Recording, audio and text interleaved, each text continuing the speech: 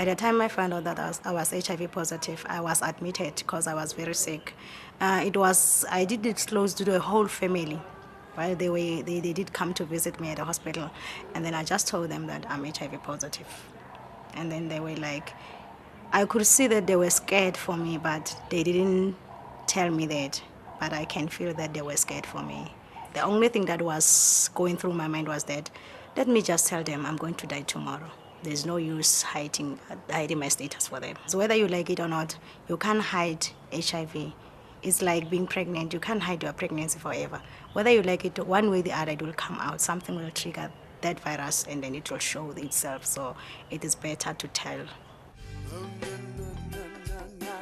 We never taught them that how the condom is being used. It's like when you tell your child don't have sex, you don't give him the other thing to. Don't have sex now, but when the time comes, use a condom. And here is the right way to use this condom. We only tell them that don't have sex. And then when the time comes for them to have sex, they don't protect themselves because they didn't know anything about that. Being HIV positive is not an easy thing. Sometimes it's difficult. So they mustn't be ignorant. They must take responsibility of their lives.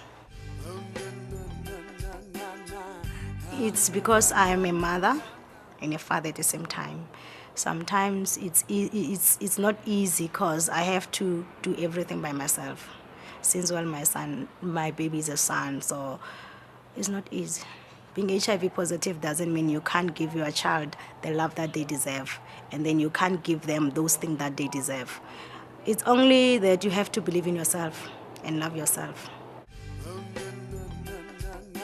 The thing that almost killed me was that my son has to go through discrimination at a very young age, because there was a time whereby people will tell me that your mother is going to die because she's got AIDS, and my son will cry. So it was very painful for me.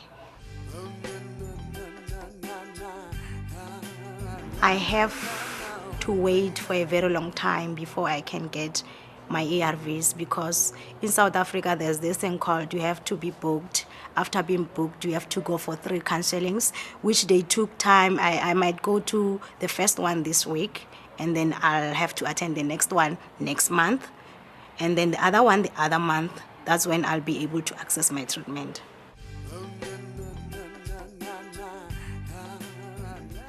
There's a lot of poverty in South Africa, so that is why most people are getting infected. And then the other thing, our traditions. Because like if I'm married, I'm not supposed to insist to my husband for us to use a condom, because it's against our tradition. So that's the thing that are impacting.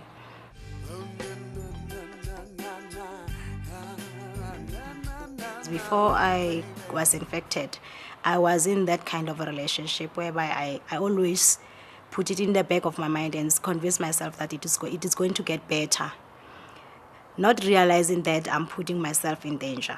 So I would like to say to them that they have to get out of that abusive relationship, because it's not worth it.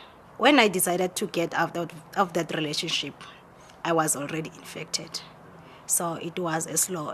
If I could have maybe get out of that, maybe I wouldn't be infected, but everything happened for a reason.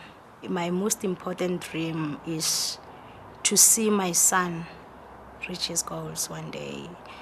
I wish God can just give me the time to see that moment when my son maybe get married, or just hold my son's firstborn in my arms. Then I will say, wow, I've done it.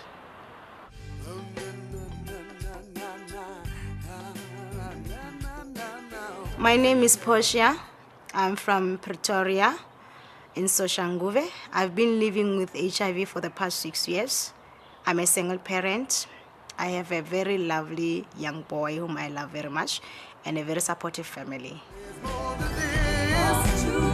Then I can see. Never judge a book